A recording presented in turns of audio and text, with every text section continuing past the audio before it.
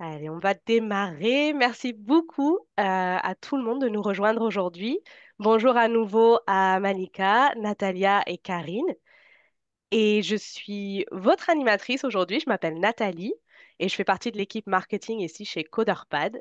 Merci encore d'avoir pris le temps de vous joindre à nous pour parler recrutement, compétences et expérience candidat. Donc avant de plonger dans le vif du sujet, je voulais vous partager quelques informations pratiques. Donc, tout d'abord, je voulais vous présenter ma collègue Alice, qui travaille, bonjour Alice, qui travaille dans l'ombre pour s'assurer que tout se déroule correctement. Donc, si vous avez le moindre souci ou question, n'hésitez pas à la contacter dans le chat. Ensuite, je tiens aussi à vous rappeler que ce webinaire sera enregistré et vous recevrez l'enregistrement dans les jours qui suivent. Enfin, il y aura un temps questions-réponses vers la fin de ce webinaire.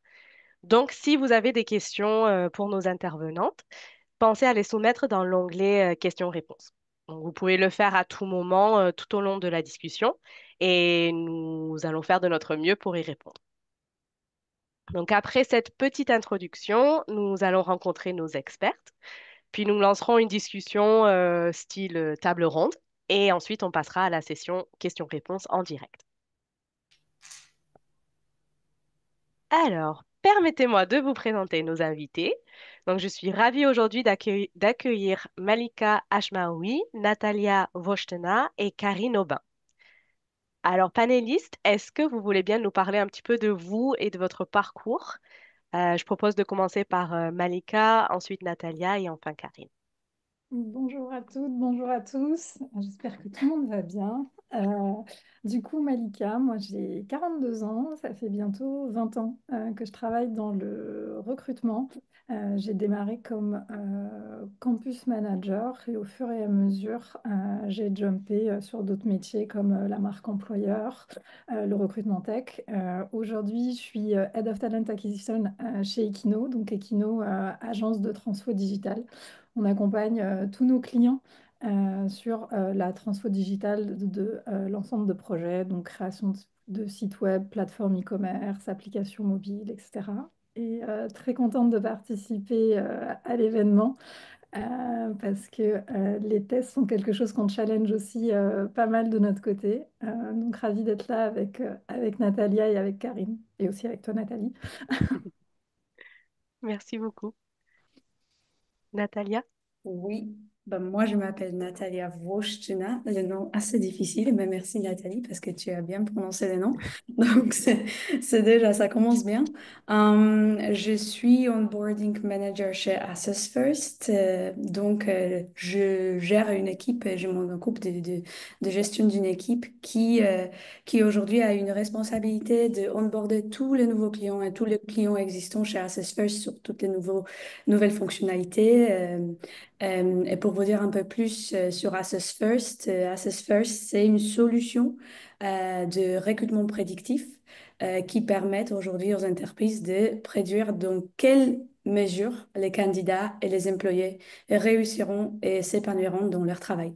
Donc, Assess First, c'est un test de personnalité, de la motivation, des raisonnements qui va permettre aux candidats et aux entreprises de découvrir les talents naturels et les potentiels naturels de candidats, de collaborateurs.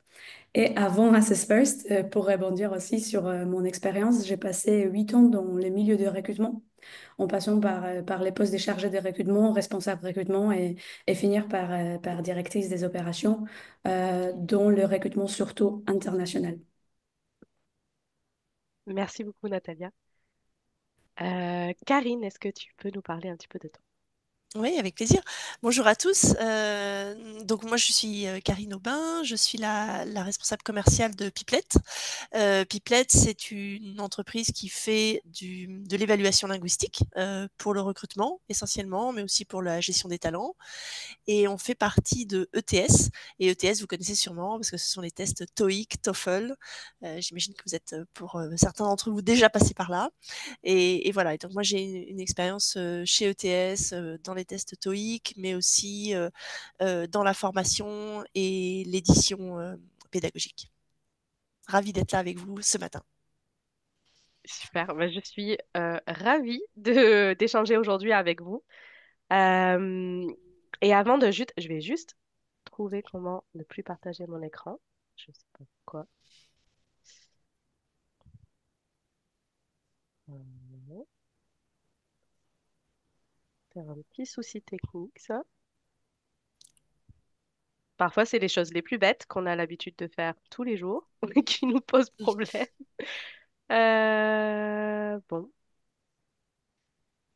ben, je vais avancer comme ça et puis je vais trouver. Je vais laisser vos jolies têtes encore un tout petit moment avant de trouver comment arrêter ce partage. Ah, ça y est. Ouais, ben, je sais pas pourquoi ça voulait pas. Bon, désolé. Du coup, avant de continuer du coup notre discussion, je voulais juste donner et vous repasser la parole surtout. Je voulais juste donner un tout petit peu plus de contexte au sujet de notre discussion aujourd'hui. Je dirais que le point de départ de notre webinaire aujourd'hui, c'est la croyance ou plutôt l'idée reçue que pour évaluer des compétences, on est obligé de sacrifier l'expérience candidat. Donc, pour évaluer avec précision et rigueur les compétences d'un candidat durant le processus de recrutement, on passe à côté de l'expérience candidat positive à laquelle on aspire. Et donc, ce qu'on veut explorer aujourd'hui, c'est comment avoir les deux, comment évaluer efficacement les compétences et offrir une expérience candidat exceptionnelle. Donc, on va commencer par parler de ce qui peut faire ou défaire une expérience candidat. Panéliste, j'aimerais vous demander quelle est, selon vous, l'erreur à ne pas faire en ce qui concerne l'évaluation et par rapport à l'expérience candidat surtout. On peut peut-être commencer par Natalia. Ok, bah moi je voudrais bien commencer pour à vous donner quelques chiffres parce que je trouve que c'est assez important. Donc déjà pour moi, offrir une excellente expérience à vos candidats, ce n'est pas seulement un atout, mais aujourd'hui c'est une nécessité parce que, et là je vais vous donner quelques chiffres. Parce que, 80, parce que un candidat satisfait du processus de recrutement est à 80% plus enclin à postuler de nouveau à l'avenir. Et en plus, ces candidats-là, s'il est satisfait des processus de recrutement, donc aussi d'évaluation des compétences pendant le processus de recrutement, il recommandera l'entreprise dans 62% des cas et sera 38% plus susceptible d'accepter votre offre. Mais malheureusement, aujourd'hui, 60% des candidats abandonnent leur candidature en cours de route, donc pendant leur processus de recrutement, parce qu'ils sont très découragés par la complexité, parce qu'ils Mm, sont frustrés des manières que les processus de recrutement se déroulent, ou exactement, ils trouvent que c'est très, très complexe. Donc, ils se découragent et ils arrêtent leur candidature. Donc, ces frustrations, et surtout dans les matières d'évaluation des compétences, est ce que tu poses comme une question, Nathalie, pour moi, ça vient vraiment du fait que le processus n'est pas équitable, n'est pas juste, n'est pas mhm, très transparent et informatif au candidat, n'est pas très personnalisé et parfois ça prend trop de temps. Donc, mm, par équitable, je veux dire qu'aujourd'hui, les candidats, ils ne savent pas sur quels critères vraiment la décision sera prise. Est-ce que ces mm, critères seront pertinents, fiables? Et est-ce que ces critères vont garantir aussi l'équité pour tous? Sur la partie transparent informatif, il ne sait pas comment les processus de déroulement, processus de recrutement va se dérouler, quelles seront mm, les prochaines étapes, est-ce qu'il va avoir les feedbacks par rapport à chaque étape ou pas. Euh, Aussi la rapidité, parce que parfois les processus de recrutement, les feedbacks par rapport à les tests d'évaluation des compétences, etc., ça prend trop de temps et mm, c'est grave. J'aurais dire, c'est un souci pour les candidats et c'est un problème pour les candidats parce que vraiment souvent ils se découragent après 2 semaines, 2 semaines après son entretien s'il n'y a pas eu de feedback mm, ou les débriefs après les tests, et aussi pour les interpistes, parce que si ça prend trop de temps, bon, nos candidats, nos talents qu'on a découverts, peuvent être recrutés ailleurs. Et comme je parle de personnalisation, surtout en matière d'évaluation des compétences, c'est que souvent, on retrouve les cas et on voit les cas des candidats qui passent les tests, qui ne sont pas bien adaptés aux postes sur lesquels les candidats ils postulent. Donc, Mm. ma réponse à cette question, c'est ça. Ça fait beaucoup d'erreurs finalement, mais oui, je suis tout à fait d'accord avec toi. Je pense qu'on a parlé de pas mal de choses, de manque de transparence, d'incohérence par rapport au poste, de durée du test ou du processus, du temps d'attente entre un test et du feedback. Euh, Effectivement, ce sont toutes des choses qui créent beaucoup de frustration pour les candidats. Karine, est-ce que tu avais des choses à rajouter par rapport aux erreurs, entre guillemets, ce qui peut créer de la frustration chez nos candidats? Ouais, moi je veux bien revenir sur l'aspect personnalisation. Mhm, En effet, quand on passe un test et qu'on ne perçoit pas bien le bien fondé de ce test, je pense qu'on est très frustré en fait.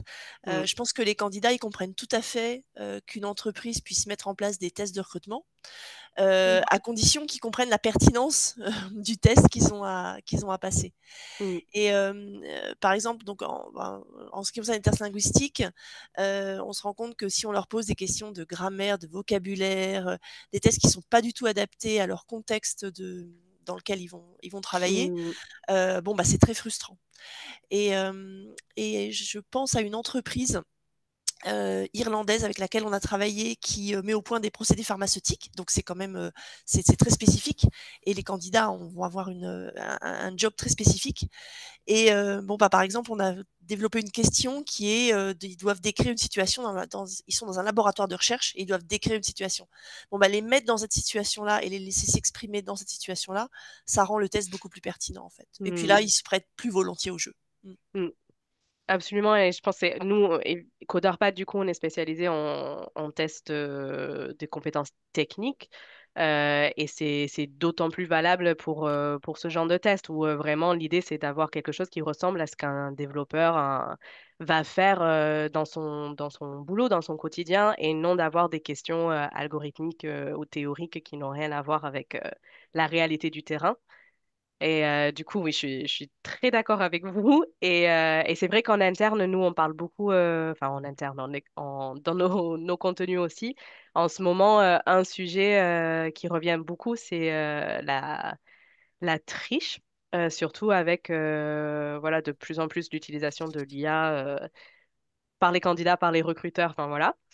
Et du coup, c'est aussi une des raisons qui est ressortie. On s'est beaucoup posé la question de pourquoi, qu'est-ce qui amène certains candidats à vouloir tricher ou s'appuyer sur des ressources, enfin, ouais, voilà, d'autres personnes ou des ressources un peu obscures. Mais finalement, c'était une des raisons qui était ressortie. C'est un peu cette frustration de là, on m'évalue sur quelque chose qui n'a rien à voir avec ce que je fais dans mon boulot. Donc, en fait, c'est tentant de vouloir bah, tricher pour réussir à passer ce test qui n'a rien à voir, pour enfin pouvoir montrer vraiment mes compétences et ce sur quoi on devrait m'évaluer.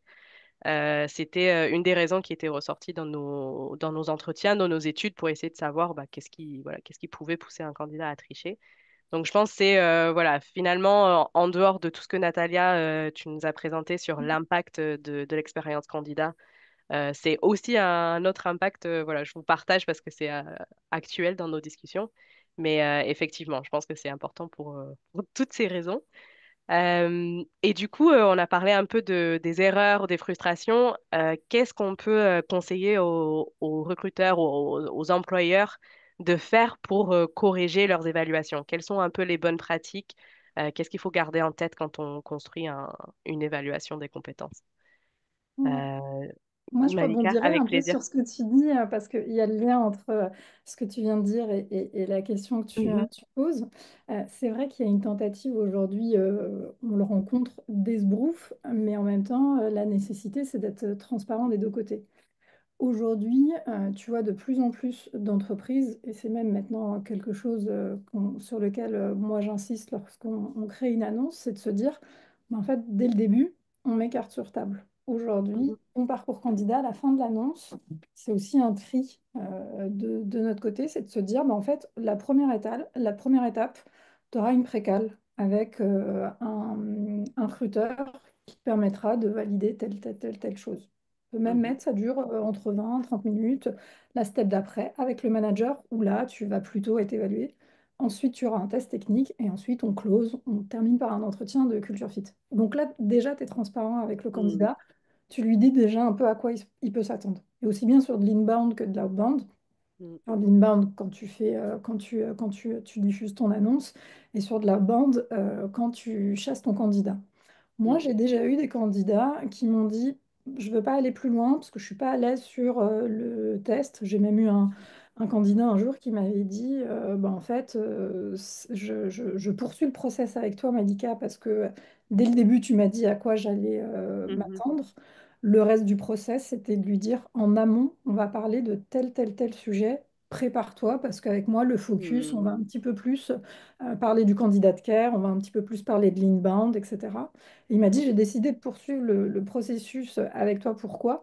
Parce que, en fait, moi, il y a des tests techniques que je trouve où on est vraiment sur de l'esbrouf, où le test technique, c'est, bah, en fait, tu arrives pendant le parcours et on te dit, bah, t'es recruteur dans l'équipe, tu dois aller me chercher un développeur sur la technologie PHP, propose-moi trois candidats. Et il me dit, moi, je l'ai vu à plusieurs reprises où c'était, bah, en fait, toi, tu me proposes trois candidats, le candidat suivant, trois, trois, trois, et puis bah, au final, j'ai un gros pipe de 20 Mhm. candidatures. Et il m'a dit, moi, quand j'ai ça sur mon parcours, je dis non, j'y avance plus, je vais plus. Donc en fait, l'esbrouf, elle est du côté du candidat, mais on a parfois aussi des entreprises qui sont pas forcément très, très, très correctes. Et je pense Mhm. que bah, si tu veux de la transparence, si tu veux de l'honnêteté des deux côtés, c'est déjà toi, en tant que recruteur, de déjà donner le ton, de déjà donner Mhm. le timing à côté en disant bah voilà ce à quoi tu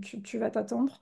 Mhm. Demain, on a un parcours candidat chez Equino, il y a toutes ces étapes-là. Au moment où il sait qu'il va rencontrer le manager, il sait déjà qu'il va avoir un coding live ou quelque chose comme ça. Il s'est Mhm. préparé, il sait que dans le parcours, il va avoir ça. Mhm. Donc, euh, Absolument. c'est aussi ce côté-là où bah, en fait, tu sais à quoi t'attendre et du coup, Mhm. c'est comme ça. Mhm. Et au niveau aussi de l'expérience, bah, plutôt que de te dire bah, pendant 2 semaines, je ne sais pas ce qui se passe, Mhm.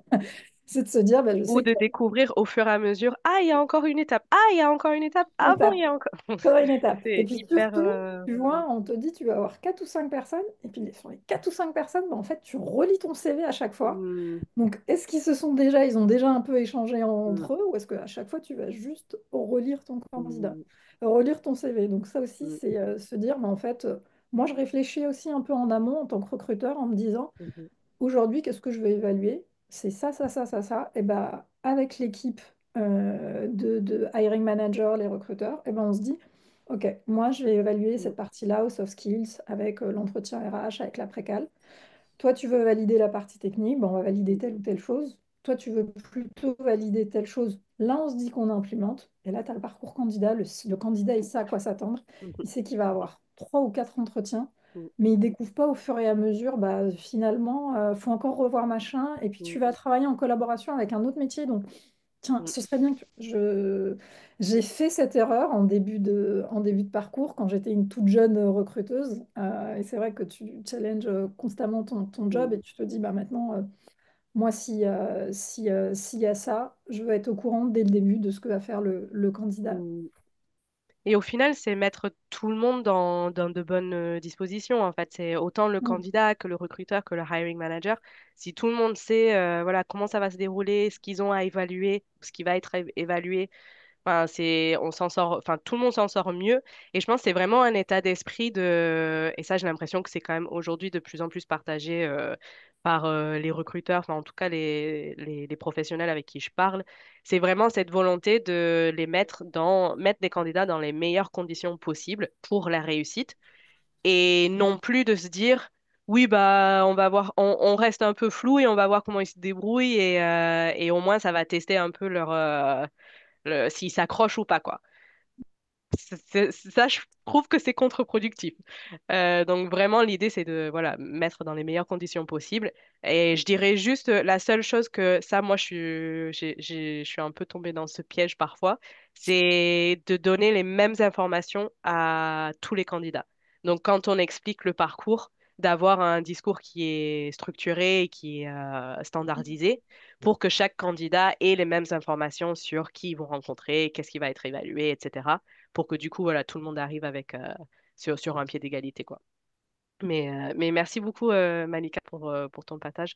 C'est super intéressant. Et Natalia, Karine, est-ce que vous voulez ajouter quelque chose à ça ou est-ce qu'on passe sur une prochaine question? J'aurais juste ajouté, je pense, parce qu'on se concentrait beaucoup sur expliquer l'objectif, le déroulement, Oui. le process, etc. Je pense que c'est assez important aussi que de donner les feedbacks Mhm. après chaque étape, Après. aussi donner les feedbacks détaillés après les tests. Et quand on avait parlé au début des frustrations et comment on peut corriger Mhm. ces erreurs, cette frustration, j'aurais ajouté aussi que donc les feedbacks, mais aussi la partie adaptation aux attentes actuelles des candidats. Parce qu'il y a plus en plus des études qui montrent aussi que la possibilité, par exemple, de réaliser les tests en ligne Mhm. devient de plus en plus important et contribue à renforcer l'acceptabilité des tests chez les candidats. Donc, je pense que c'est assez important. C'est ce que je dis aussi avant, que les process, parfois les tests, donner les feedbacks, etc., ça prend trop de temps. Euh, et parfois, ça peut décourager les candidats de même passer les tests d'évaluation de compétences techniques ou les savoir-être, les soft skills. Bon, aujourd'hui, Assess First a répondu à ces besoins parce que les tests, on peut passer en ligne.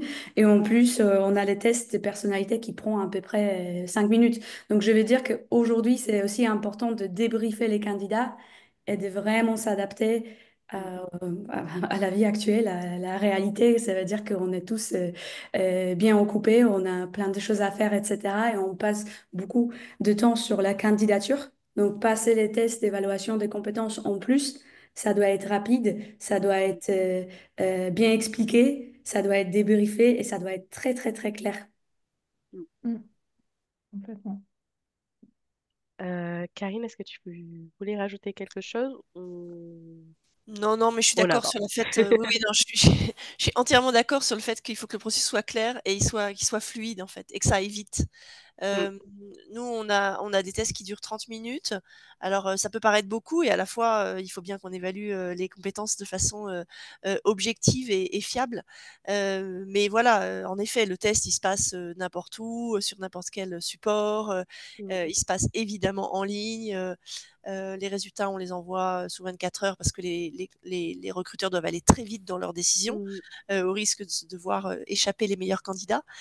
Donc oui, oui, il faut s'habituer évidemment à la vie des candidats. On ne peut plus proposer des tests mm.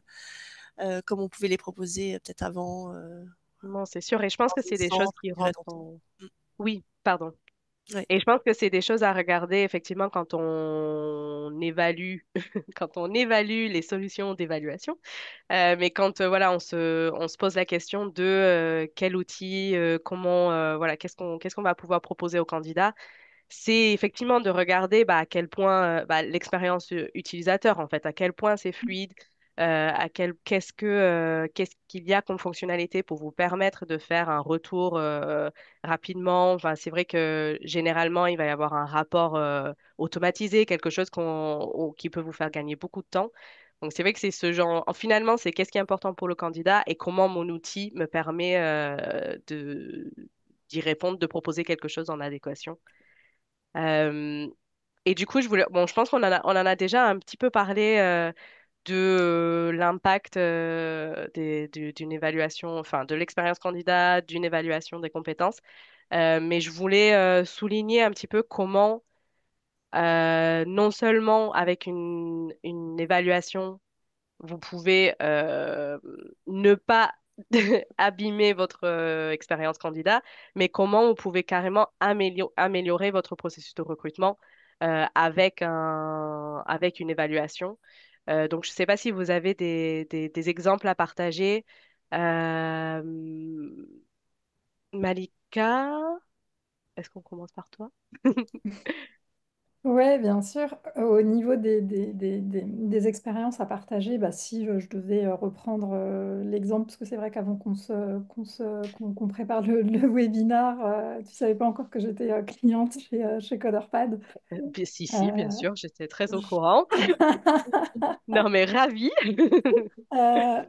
mais pour le coup, ouais, je dévie aussi un petit peu peut-être du sujet, mais c'est vrai que on a souvent bah, la crainte, le test, bah, ça rappelle tout simplement l'examen que tu devais passer à la fin de tes études, tu prépares ton Mhm. bac, etc. Et aujourd'hui, tu as des façons de préparer au test. Moi, j'ai découvert ça chez Equino en arrivant, que tu peux ouais, aussi faire le test en live. Donc, tu as Mhm. même le candidat qui, au bout de l'heure ou de l'heure 30 qui vient de se passer, il n'est pas en train de chercher à donner une bonne réponse en face du hiring manager, mais il est plutôt là pour que le hiring manager puisse vérifier comment est-ce que, face à une situation, comment est-ce qu'il réagit, etc. Mhm. Et tu en as beaucoup à la fin des entretiens, quand ils sont pas retenus. Il y a le débrief en live et il te dit, Mhm. bah, en fait, je comprends pourquoi je suis pas retenu parce qu'il y a eu telle ou telle chose.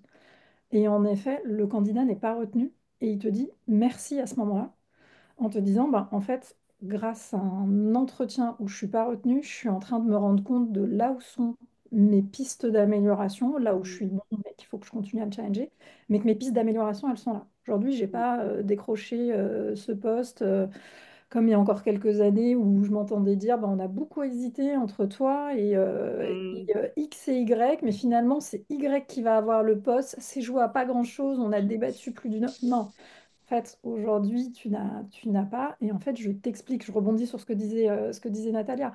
Mais en fait, tu as pas le poste ou tu as raté le test pour telle et telle raison. Et du coup, bah, le candidat, il repart avec son petit bagage technique à aller Mhm. valider son petit test de langue en se disant, Mhm. bah, en effet, je suis peut-être à l'aise à l'oral, mais alors côté grammaire et conjugaison, c'est vraiment pas Mhm. ça. C'est là où il faut que j'aille me challenger. Mhm. Et en fait, le mot test qui fait méga peur peut aujourd'hui être pas vendu, c'est peut-être un peu fort comme mot, mais peut être perçu comme au contraire, bah, en fait, j'ai une super expérience candidat parce que bah, le test, il est en train de me dire là où je dois jumper en termes de compétences. Mhm. Non, c'est sûr, je pense que si tous les candidats qu'on devait refuser, enfin qu'on devait annoncer qu'on les avance pas à la prochaine étape, si tous les candidats pouvaient nous dire, bah, je comprends les raisons, bah, on serait bien, quoi. On serait vraiment bien. Je pense que vraiment de pouvoir comprendre pourquoi, on vit tellement mieux l'expérience en tant que candidat, c'est sûr. Mm. Natalia, est-ce que tu avais des choses à rajouter? Moi, je ne sais pas si vous avez déjà noté, mais j'aime bien des chiffres. Je vais vous partager encore une fois quelques chiffres. Ça, c'est vraiment par rapport à l'expérience de nos clients, de quelques entreprises avec qui on travaille aujourd'hui en termes d'utilisation de tests d'évaluation de personnalité, motivation et raisonnement. Euh, donc, quelques exemples d'amélioration de processus de recrutement. On pourrait dire que on a vu les cas d'augmentation de 34% de satisfaction candidat parce que ça donne dans le processus de recrutement quelque chose en plus que juste l'évaluation qui se base sur le CV. Mais on va voir vraiment réellement les candidats derrière ce CV, ce potentiel, les zones de développement, c'est ce que Malika a dit juste avant.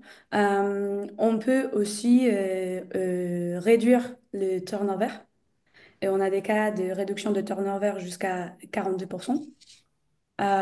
Ça peut accélérer la présélection des candidats parce qu'on a des réponses clés et claires par rapport aux compétences des candidats. Ça peut aussi, dans les processus de recrutement, réduire le temps passé. C'est ce qu'on s'est dit avant, même sur la partie rapidité. Et Hmm. Karine rebondit sur ces sujets. Et moi, je peux partager aussi, c'est vraiment une expérience personnelle parce que avant j'étais aussi la cliente de Access First où je travaille aujourd'hui. Mais dans les processus de recrutement, vraiment souvent après l'étape d'entretien avec les recruteurs, il y a un entretien avec les managers ou un Mhm. entretien avec un client si c'est un cabinet de recrutement. Mm, Donc, c'est ce qui, les tests d'évaluation comme Assess First ou tests de savoir-faire, des compétences techniques comme Pipelette, etc., ça peut permettre aussi de rendre les comptes rendus d'entretien, de présentation d'un entretien de candidat un peu plus profond et aussi un peu plus attractif mm, à voir et à relire par les managers ou les clients derrière. mm. Non, absolument, et je rebondis juste là-dessus parce qu'on a eu je ne sais pas si Alice, tu m'entends, peut-être que tu pourras partager le lien, mais dans un autre webinaire, on a eu une discussion hyper intéressante où on avait justement un duo Talent Acquisition et Hiring Manager, où ils disaient que bah, voilà, en fait, ça a vachement amélioré leur relation, leur partenariat, parce que le recruteur, bah, il avait plus d'assurance et plus de... Finalement, il proposait des candidats qui étaient plus adaptés. Donc, il y avait moins de frustration de la part du hiring manager mais pourquoi il me propose ce candidat alors qu'il n'a pas les compétences techniques que je cherche? Mais voilà, il était à même de les évaluer et d'avoir un rapport et de pouvoir aller vendre, entre guillemets, son candidat et puis d'avoir l'assurance que le candidat répond réellement aux attentes du hiring manager. Et du coup, ça rend aussi cette relation qui, voilà, il peut parfois avoir un peu de friction. Ça peut la rendre plus fluide et ça crée de la confiance. Et voilà, c'était hyper intéressant d'avoir ce retour aussi. Voilà, je vous recommande d'aller voir ce webinaire. Nathalie, Oui. j'interviens 2 secondes pour... Rappelle-moi le webinaire que je le partage dans le chat. Alors, je ne me rappelle plus du titre, mais c'est avec Gerardo Tovar de TELUS International, Sur l'expérience candidat. avec Vanessa qui était... Ok, voilà. je fais ça. Je le redisparais. Karine, est-ce que tu voulais rajouter des choses? Ouais, moi je veux bien revenir sur la notion que je trouve très intéressante de ce dont parlait Natalia sur le turnover. Et puis Mhm. ça rejoint un peu ce que tu dis, Nathalie, sur le fait de ne pas décevoir quelque part les hiring Mm, managers ou les mettre en confiance. Mhm. C'est important. Je pense justement à notre webinaire qu'on a fait avec des clients chez Wipro et chez Accenture, qui disaient que c'était très important d'être sûr d'avoir recruté le bon candidat et de pouvoir dire en interne, voilà, nous, on utilise telle solution, on utilise tel processus de recrutement, et grâce à ça, on vous garantit qu'on vous donnera des bons candidats. mm, Et parce que d'avoir des feedbacks négatifs des hiring managers ou des opérationnels plus tard, hein, mm, forcément, ça décrédibilise la fonction, ça fait perdre du temps, et ça peut être assez risqué. Je pense à des candidats, par exemple, qui ont été recrutés on pensait qu'ils avaient un bon niveau de langue, donc voilà, on les a fait rentrer dans l'entreprise. Après, généralement, là, je pense à des jobs de service client. Donc après, ce sont des gens qui rentrent en formation pour les former au métier. Et là, on se rend compte qu'ils sont pas du tout à niveau.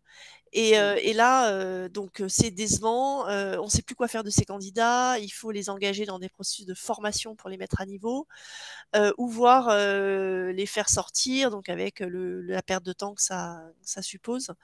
mm, Donc voilà, donc j'insisterai pas mal sur la notion de qualité et de savoir que voilà, on a bien testé les bonnes compétences et on sait qu'elles vont pouvoir être mises en action lors de la phase de formation, d'onboarding et puis dans les premières étapes de la prise de poste. mm, absolument. Alors, je voulais aussi parler de... Donc, on a pas mal abordé ce sujet finalement enfin, selon les questions. On a parlé c'est important d'être transparent, de bien communiquer, de communiquer le pourquoi du comment de l'évaluation. Est-ce que vous avez des conseils ou des bonnes pratiques à partager sur comment introduire les évaluations, comment les communiquer aux candidats pour qu'ils en comprennent justement l'objectif, pour qu'ils se sentent à l'aise? Voilà, est-ce que vous avez des conseils pratiques? Voilà, est-ce que c'est par mail? Est-ce que c'est un call avant? Voilà, comment vous présentez ça concrètement? Malika, est-ce que tu peux nous partager comment est-ce que tu fais toi? Ouais. Déjà, moi, je démarre au niveau de l'annonce, en annonçant voilà, ce qui t'attend. Ou Mhm, est-ce que tu as envie mhm, d'aller suivre ce parcours parce que voilà ce qu'on te présente. Après, je pense qu'en effet, il faut garder l'individualité. Tu vas avoir des recruteurs qui vont être beaucoup plus à l'aise en disant bah, je t'envoie le parcours et je t'aide en t'envoyant vers une page Notion où je t'explique tout ce qui mhm, va t'attendre, je te donne des tips, des petits conseils, etc. Ou tu en as qui, au contraire, vont dire, bah, moi, je suis plutôt téléphone, donc je vais passer du temps au téléphone à lui expliquer. Avant son premier entretien, je vais le coacher. À la fin du premier entretien, je vais l'appeler, je vais lui dire, alors, qu'est-ce qui s'est passé? Qu'est-ce que tu as mhm, aimé, moins bien aimé, etc.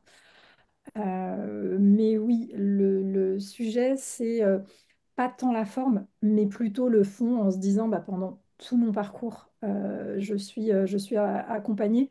On a eu beaucoup de critiques sur les cabinets de recrutement qui étaient juste là pour prendre la commission à chaque fois. Alors que aujourd'hui, moi, je me rapproche des méthodes que moi j'ai pu avoir où, bah, avec certains chasseurs de tête, moi j'étais coachée. À la fin, on mhm, m'appelait, on m'envoyait un texto, on m'encourageait. Aujourd'hui, c'est des choses que moi j'adapte, que je pique même par rapport à ce que mhm. j'ai pu vivre. Et c'est, je pense, une expérience que je pourrais conseiller aux consoeurs et aux confrères à ce niveau-là. D'accord. Oui, merci. J'imagine que ça dépend aussi évidemment de votre contexte, enfin voilà, de vos objectifs de recrutement, de la quantité de postes que vous La avez volumétrie. Ouais. en la volumétrie. Mm. J'imagine que ça dépend pas mal sur le format. Finalement, le fond reste le même, mais c'est vrai que sur le format, ça va dépendre, j'imagine, voilà, de la Mm. bande passante aussi. En sachant que bah, justement, l'IA te permet un peu d'automatiser. Mm, Avant, tu avais un petit peu plus le truc où tu te mettais sur ton agenda, penser à envoyer un texto ou ce genre de choses. mm, Et maintenant, tu peux programmer en lui disant Go, il y a l'entretien dans une demi-heure, je pense bien à toi, on s'appelle, envoie-moi un texto dès que tu finis, etc. c'est vrai, exactement. Est-ce que, Karine, tu avais des choses à partager là-dessus? Oui, alors nous, nos tests, je rejoins ce que dit Malika, nous, nos tests sont généralement envoyés après un premier contact, hein, donc c'est même quand c'est utilisé pour du pre-screening, il y a quand même un premier contact évidemment, Mhm, qui permet de présenter le process, d'introduire l'étape test de langue. Et aussi, ce que je voulais dire, c'est qu'on a fait un gros effort sur l'email qui invite le candidat. Notamment, on lui explique bien les instructions, comment va se passer le test. mhm, On lui donne un lien vers un test d'entraînement, hein, qu'il mm, puisse le faire autant qu'il veuille, qu'il sache exactement comment il va être évalué. Voilà, et puis après, quand il se connecte sur la plateforme de test, là aussi, on lui donne des trucs et astuces, on essaie de le rassurer sur le déroulement. On lui explique que oui, on a des processus anti-triche, mais voilà, ça va se passer comme ça. Je pense qu'en effet, plus on arrive à donner d'informations en amont pour rassurer le candidat, plus bah, il va le passer dans les meilleures conditions. Donc le test va être du coup fiable, de qualité, parce que l'état d'esprit dans lequel est le candidat, bah, je pense que ça joue aussi mm, beaucoup sur la façon dont il passe le test. Et puis on en revient à notre sujet, et ça lui donne un bon souvenir de mm, son processus de recrutement, quoi. Mm. absolument. Euh, alors, je vais avancer parce j'avais encore des questions à vous poser et puis je veux garder du temps pour les questions de ceux qui nous écoutent aujourd'hui. Donc, on a parlé de voilà, comment on les présentait aux candidats, ces tests, euh, pourquoi on les fait, comment on communique autour de ça. Et on a parlé un petit peu des feedbacks, des retours à faire aux candidats après un test. On a beaucoup parlé de, bah, il faut que ce soit rapide. Si c'est 3 semaines après, le candidat il est passé à autre chose, c'est trop long. Est-ce que vous avez d'autres conseils? Qu'est-ce qui est important de prendre en compte, ou de garder en tête quand on fait un retour au candidat suite à un test, une évaluation? Natalia, peut-être que tu as des idées. Pour moi, c'est de vraiment, dans notre feedback, c'est basé surtout sur les faits, c'est-à-dire sur les résultats des tests et pas notre avis subjectif.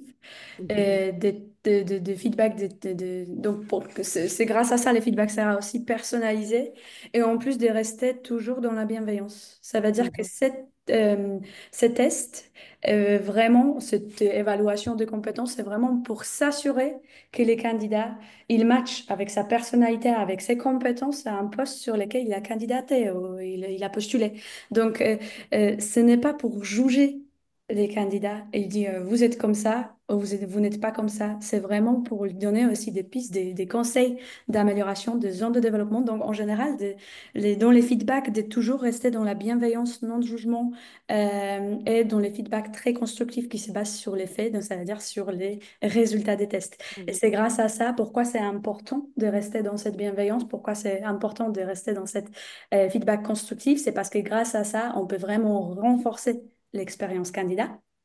On peut aussi favoriser le développement personnel des candidats parce qu'on peut l'aider dans sa carrière.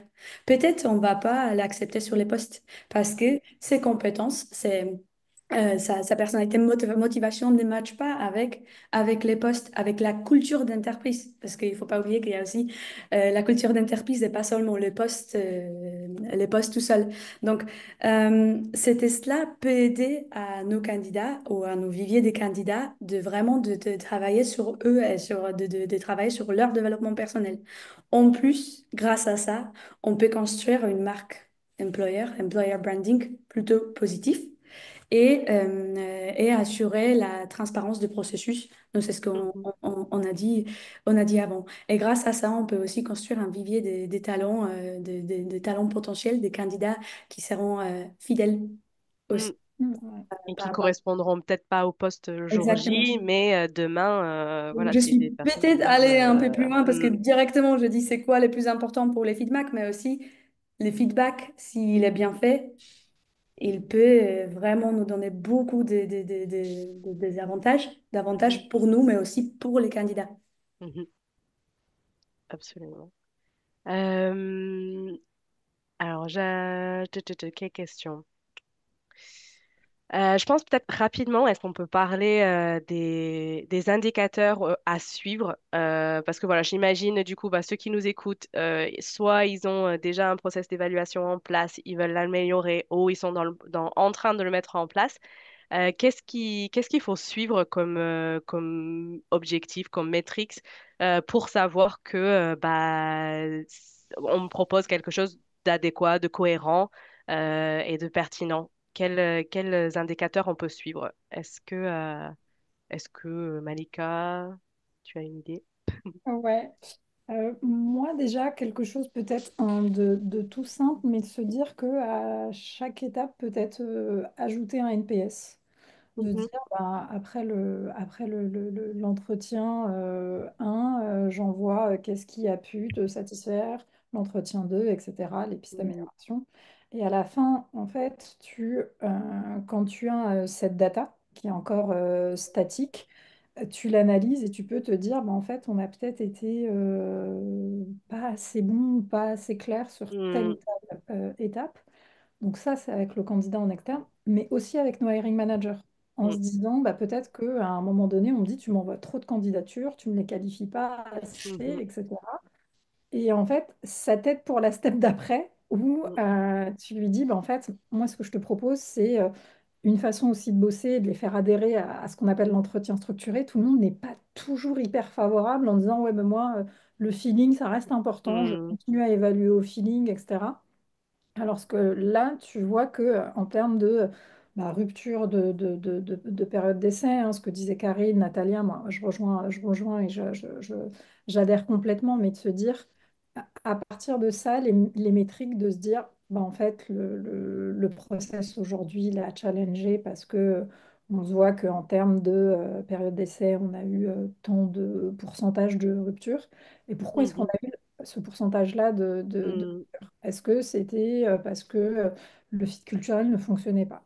Est-ce que mm, c'était dû au fait que le niveau technique a été mal évalué? Et à partir mm, de ça, tu prends ta data et tu peux te dire, bah, en fait, là où je dois complètement revoir mon processus, c'est à ce niveau-là parce qu'en fait, mm, les ruptures de PE, elles sont piochées par rapport à ça, ou peut-être que le, la façon dont j'ai présenté le poste, tu peux avoir le candidat mhm, qui te dit, bah, en fait, moi, je trouve que c'était pas cohérent par rapport à la façon dont mm, tu me l'as présenté. Ok, je challenge ça.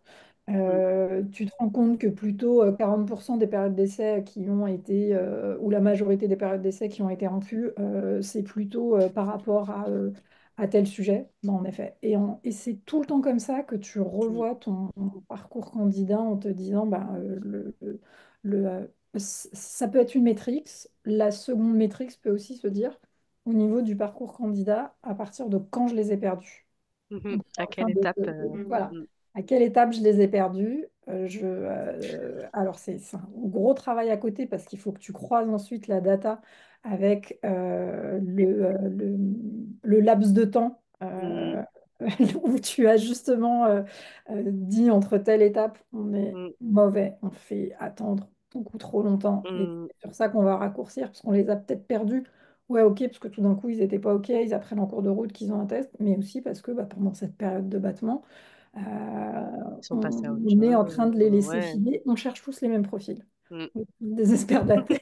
On veut tous des data scientists, on veut tous des développeurs. Et à côté de ça, bah, tu lui laisses 2 semaines de battement. Bah, les deux Mm, semaines de battement, il a eu une réponse entre-temps, bah, mm, il apprend. Et puis, bah, tant pis pour toi, alors que toi, tu as mené mm, plein d'efforts pour aller le sourcer, le séduire, à aller le présenter à ton hiring manager. C'est aussi un KPI sur lequel il faut pas mal veiller, en fait. mm. Non, c'est sûr, et on a beaucoup parlé du feedback à faire aux candidats, qu'il soit constructif, etc. Ben, le feedback envers les recruteurs sur, enfin voilà, tout ce qui peut être constructif sur le processus de recrutement, faut aussi être capable de l'entendre, de se remettre en question et de Ouais. travailler sur, voilà, d'identifier des pistes Mm. d'amélioration et de travailler dessus. Euh, je vais passer aux questions. Je sais je voulais juste partager, et je pense que ça, c'est quelque chose, vous pouvez poser la question à vos solutions de recrutement. Donc, Karine, Natalia, vous me direz si vous êtes d'accord. Mais je pense sur vos tests aussi, vous avez un taux de completion rate. Un taux de complétion, je pense que ça se dit comme ça. Mais voilà, de savoir ben, combien de candidats qui démarrent votre test vont au bout. Et ça, c'est quelque chose que, voilà, chez CoderPad, on est sur du 96%. Vous pouvez poser la question à votre outil, votre solution, voilà, sur quel pourcentage ils sont, quel serait un objectif à viser. Et puis vous, du coup, vous allez voir, ben, est-ce que vous êtes là-dedans, est-ce qu'il y a des choses à modifier dans vos tests, à ajuster. Mais en tout cas, c'est un indicateur qui est assez parlant aussi. Et je veux qu'on passe aux questions en direct parce que du coup, vous avez soumis des questions, donc j'ai très envie qu'on y réponde. Alors, j'ai une question de Jean-Baptiste sur la durée du processus de recrutement. Alors, je sais que c'est pas évident d'y répondre, mais selon vous, un processus de recrutement doit durer combien de temps? Est-ce que vous avez un ordre d'idée à donner, quelque chose à partager? Natalia, peut-être, est-ce que tu as une idée? Moi, c'est ce que je peux dire qu'aujourd'hui, en moyen, les Mhm, processus de recrutement avec les différents entretiens s'étalent sur à peu près 43 jours. C'est en mhm, moyen. Mais j'entends beaucoup aussi des agences ou des services de recrutement qui parlent plutôt de 3 mois. Donc, de dire qu'en 3 mois, il y a vraiment la création de fiches de poste, etc. Donc, tous les mhm. processus de recrutement, pas juste les Pas processus seulement que pour les le candidats ils candidat. voient de son côté, Mhm, mais avec la validation des fiches de poste en interne, etc. Et avec à la fin, les placements des candidats, les recrutements, ça prend à peu près 3 mois. Après, est-ce que c'est la durée idéale? Ça va toujours dépendre du niveau des postes, on pourrait De dire, la, est-ce de la qu'il géographie, des compétences, enfin, ça dépend de des tellement postes, de choses. des profils, Mm. etc. Donc moi, j'aurais dire qu'il n'y a pas il n'y a pas de processus de recrutement, les durées de processus de recrutement idéal, mais c'est ce qui est idéal, c'est vraiment la communication autour du processus de recrutement. Parce que même si le processus de recrutement va durer plus longtemps que prévu, etc., les candidats, ils seront toujours engagés, toujours motivés d'y participer, de repasser les entretiens, etc. S'ils savent pourquoi il y a un autre entretien, combien de temps ça va durer en plus et à quel moment il peut attendre les résultats, les résultats des processus de recrutement. Donc vraiment, c'est pas la durée, mais c'est la communication autour de durée et autour des process qui est selon moi le plus important. Mm. Je pense que c'est très difficile de donner vraiment une durée. Ce que je conseillerais, je pense, pour les recruteurs qui veulent potentiellement, enfin Jean-Baptiste, je ne sais pas si c'est votre cas, mais potentiellement, si vous êtes recruteur et que vous avez envie d'amener des arguments pour dire, moi, il me semble que notre process est trop long, j'ai envie de le réduire, je pense que plutôt que de parler en voilà combien de temps ça devrait durer, c'est plutôt de regarder bah, combien d'étapes, à quoi sert chaque étape, qu'est-ce qu'on évalue à chaque étape et est-ce qu'il y a des doublons ou des choses qui sont pas prioritaires? Est-ce qu'il y a des personnes qu'on pourrait, qui évaluent la même chose et qu'on pourrait en avoir qu'une ou regrouper ces personnes? C'est vraiment de savoir, voilà, si vous savez que chaque étape est utile, que chaque étape vous apporte une réponse objective sur les compétences, ce que vous essayez d'évaluer chez le candidat, là, vous allez pouvoir dire plus facilement, en fait, je veux supprimer cette étape parce que c'est pas utile en fait et que du coup ça nous prend du temps et je pense que ça sera plus facile à amener que de dire c'est trop long voilà c'est plutôt bah telle ou telle étape est pas pertinente voilà comment on peut les supprimer ou les modifier je pense que ça ce serait une piste de réflexion. Ouais, Jean-Baptiste, moi, c'est bien Jean-Baptiste que Oui. j'essaie de... Ouais. Si je peux y répondre. En fait, t'as plusieurs sujets à ce niveau-là. Déjà, il y a le candidat aussi, peut-être dès le départ, de lui dire, on vient de lancer l'offre, tu es le premier, il y a ça comme étape, ça va te prendre tant de temps. Mais à côté, je vais aussi voir des candidats, il y aura des impératifs d'agenda, des choses comme ça. Donc, je ne peux pas te garantir que dans 4 semaines, tu as une réponse Mm, ferme et définitive parce que tu as un petit peu les aléas. Et moi, j'ai été aussi dans d'autres structures où, par exemple, on se disait qu'un sales, ça devait prendre un BDR, ça devait prendre une semaine. Pourquoi ça devait prendre une semaine? Parce qu'on était en période d'hyper-croissance et qu'on se disait, OK, vous voulez des gens assez tôt. On se dit, bah, il y a la précale RH qui a lieu le lundi. On se dit le mardi à l'entretien. Le mercredi, vous le voyez. Il y a ensuite l'exercice qu'ils font passer. Et le vendredi, on dit, vous passez à les réponses. Pourquoi? Parce que là où j'avais pris l'habitude de tester le time to hire, ok, mhm, je l'ai testé, bah, je me rends compte que ça fait 43 jours. Je reprends les chiffres de Natalia. Ok, bon, bah, je sais que ça prend 43 jours, donc demain, si je lance un poste, bah, je vais dire au manager, la moyenne, ça va mm, être 43 jours. Mais en fait, ce qu'il faut peut-être challenger, c'est plutôt ce que moi j'appelle le hiring velocity. C'est le hiring manager me dit, on vient de gagner un client, on va démarrer la mission en temps, il faut que la production et qu'on ait fini de staffer les sales, les développeurs, peu importe la catégorie de métier, mais on se dit que dans 6 mois, tu m'as staffé tout le monde. mhm, Est-ce que le sujet, ça va être de se dire, bah, en fait, il y en a 6 que j'ai logués hyper vite, mais au bout des 6 mois, bah, en fait, j'en ai eu 6. Mais en fait, je suis entre guillemets mauvaise parce qu'il en manque toujours 4. Donc on se dit à la mm, majorité, ou même 7, on se dit à la majorité, il y a eu le truc.